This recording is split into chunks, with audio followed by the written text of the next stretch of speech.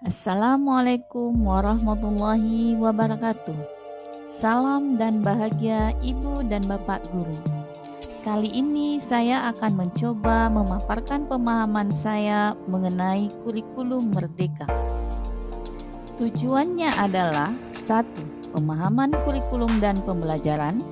2. Murid sebagai pusat pengembangan kurikulum. 3. Pembelajaran berdasarkan prinsip pembelajaran paradigma baru. Dan keempat, struktur pembelajaran mendorong murid merdeka belajar. Pada topik ini, kita akan mencoba menjawab mengapa kurikulum perlu berubah. Pertanyaan inilah yang akan saya coba paparkan jawabannya. Kurikulum merupakan pedoman penyelenggaraan kegiatan pembelajaran untuk mencapai tujuan tertentu. Fungsinya adalah untuk memandu proses pembelajaran siswa dengan kerangka 1. Mewariskan nilai dan budaya masyarakat yang relevan dengan masa kini. 2. Mengembangkan sesuatu yang dibutuhkan saat ini dan masa depan.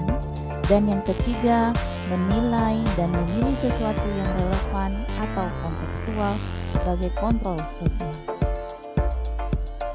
Murid kita sudah hidup pada zaman yang berbeda.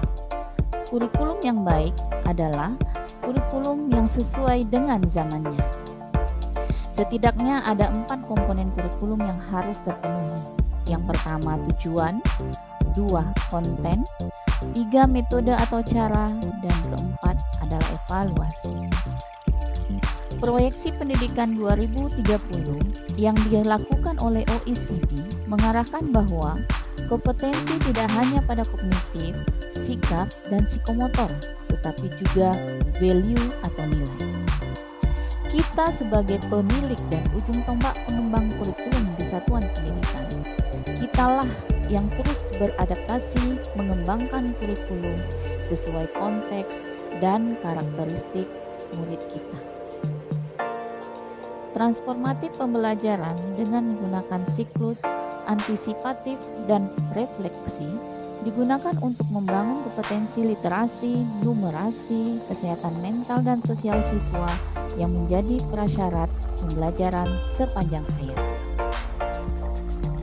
Berbagai penelitian menunjukkan bahwa murid kita sekarang sulit untuk memisahkan kehidupan mereka dengan media sosial. Sebagai guru, kita bisa memanfaatkan keadaan ini untuk tujuan pembelajaran, seperti pengumpulan dan pembuatan tugas. Sejatinya, kurikulum dirancang untuk murid. Sebab itu, kita harus menempatkan kebutuhan, pendapat, pengalaman, hasil belajar, dan kepentingan murid. Untuk itulah perlu adanya perubahan dalam kurikulum guna menyesuaikan perkembangan zaman. Pentingnya perubahan kurikulum yaitu agar kita dapat membantu siswa dalam menghadapi dunia, membantu kompetensi murid kini dan masa depan, serta menuntun kodrat murid kita. Pembelajaran dan kurikulum yang kita selenggarakan perlu menyesuaikan dengan kebutuhan mereka. Keanekaragaman latar belakang dan kemampuan murid merupakan tolak ukur adaptasi kurikulum operasional satuan pendidikan, guna memastikan setiap saat murid akan berkembang sesuai dengan zamannya. Contohnya, kurikulum operasional untuk murid-murid di daerah pertanian berbeda dengan kurikulum operasional untuk murid-murid di daerah pariwisata. Kurikulum juga harus terhubung dengan pembelajaran di kelas dengan memanfaatkan lingkungan sekitar dalam proses pembelajaran. Untuk itu, perlu adanya adaptasi kurikulum. Mengadaptasi kurikulum caranya adalah dengan membuat KOSP atau kurikulum operasional satuan pendidikan. Penerjemahan kurikulum tidak hanya dipengaruhi faktor geografis, tetapi juga faktor budaya dan sosiologis. Kurikulum sifatnya dinamis, artinya kurikulum dapat mengikuti perubahan zaman dan kebutuhan satuan pendidikan. Kerangka dasar kurikulum merdeka. Pertama, tujuan pendidikan nasional. 2. Profil pelajar Pancasila. 3. Struktur kurikulum. 4. Prinsip pembelajaran dan asesmen. Dan kelima, capaian pembelajaran. Komponen operasional satuan pendidikan yaitu 1. Karakteristik satuan pendidikan. 2. Visi misi dan tujuan sekolah. 3. Perencanaan pembelajaran. 4. Pengorganisasian pembelajaran. Dan yang kelima, sistem pendampingan evaluasi dan pengembangan profesional. Prinsip pengembangan KOSP yang pertama, berpusat pada murid. Yang kedua, kontekstual. 3. Esensial. 4. Akuntabel. Dan yang kelima, melibatkan berbagai pemangku kepentingan. Pembelajaran merupakan implementasi kurikulum kelas. Sebagai pelaksana kurikulum kelas, guru merancang dan melaksanakan pembelajaran dengan prinsip-prinsip yang dapat memfasilitasi berbagai kebutuhan murid. Ada 5 prinsip pembelajaran yang dapat kita lakukan. 1. Mempertimbangkan kebutuhan capaian murid sehingga murid mendapatkan hak belajarnya. 2. Membangun kapasitas belajar murid menjadi pembelajar sepanjang hayat. 3. Mendukung perkembangan kognitif dan karakter murid. 4. Menyesuaikan konteks kehidupan murid. 5. Mengarahkan kehidupan yang berkelanjutan. Kelima prinsip dasar pembelajaran tersebut yang berpihak pada murid diharapkan agar dapat menciptakan lingkungan pembelajaran yang mendukung keberagaman, minat, bakat, dan potensi murid.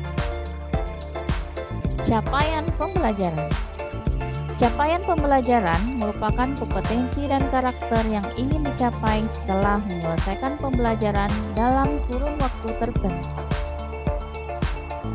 Capaian pembelajaran setara dengan kompetensi inti dan kompetensi dasar pada kurikulum 2013. Pencapaian pembelajaran berfokus pada kompetensi inti dan kompetensi esensial yang ingin dicapai.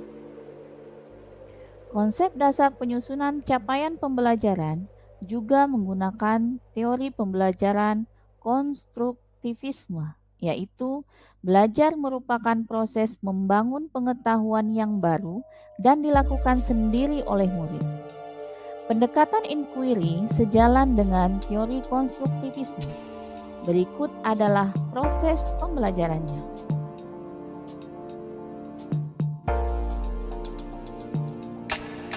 Capaian pembelajaran menjadi acuan yang kita pakai untuk pembelajaran intrakurikuler.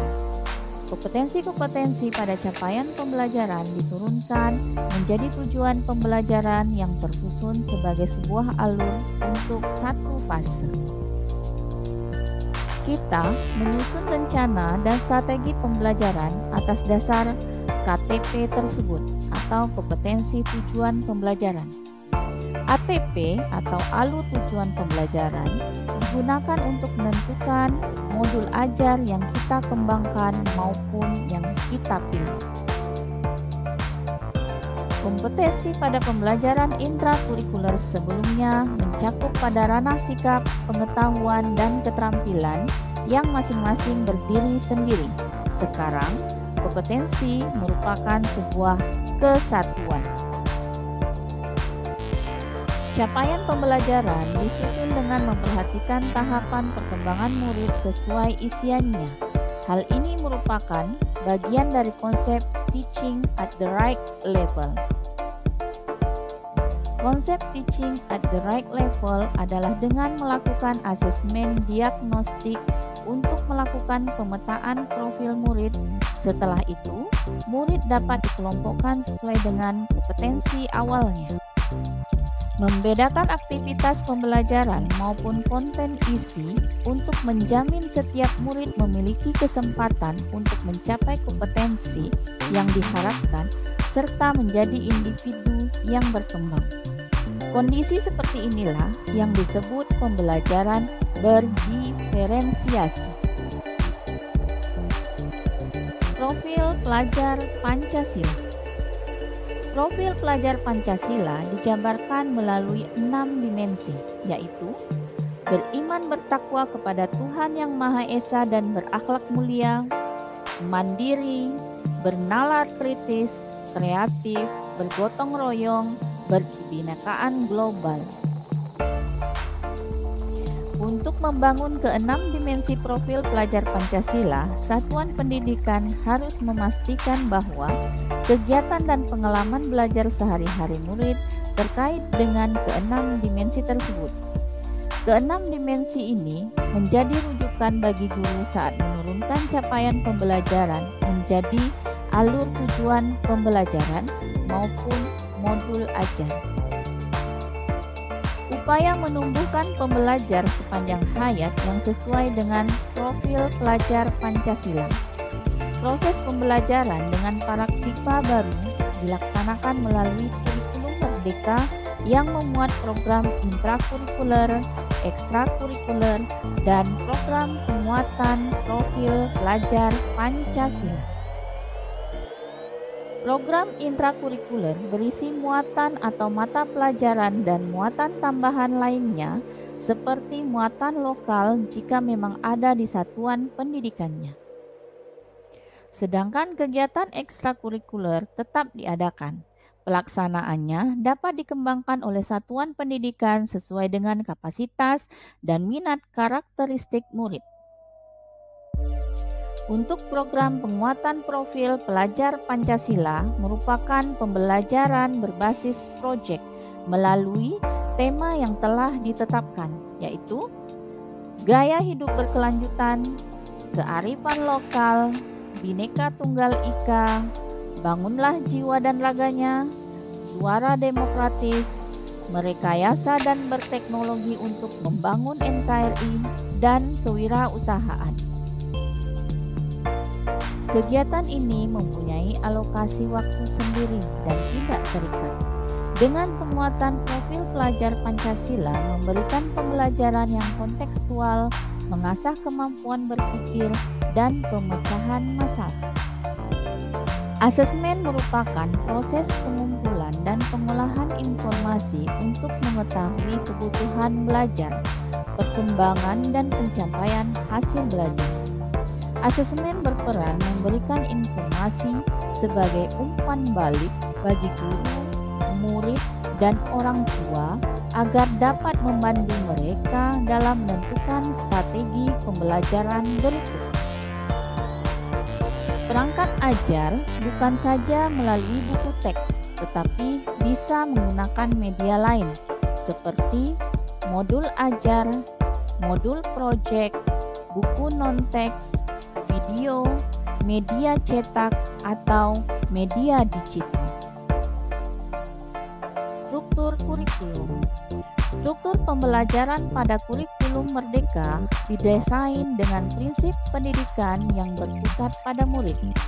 Dalam pelaksanaannya, masing-masing satuan pendidikan dapat menyesuaikan kurikulum sesuai konteks. Struktur kurikulum SMA dibagi menjadi dua kegiatan pembelajaran utama, yaitu pembelajaran reguler atau rutin yang merupakan kegiatan intrakurikuler dan proyek penguatan profil pelajar Pancasila. Jam pelajaran diatur per tahun. Satuan pendidikan dapat mengatur alokasi waktu pembelajaran secara fleksibel untuk mencapai jam pelajaran yang ditetapkan. Satuan pendidikan dapat menggunakan pendekatan pengorganisasian pembelajaran berbasis mata pelajaran, tematik, atau terintegrasi. Berikut adalah penjelasan struktur kurikulum SMA MA sederajat secara umum pada platform Merdeka Mengajar. Sekian dan terima kasih. Demikianlah presentasi yang dapat saya sampaikan berdasarkan pemahaman saya mengenai kurikulum merdeka. Salam dan bahagia Ibu dan Bapak Guru hebat.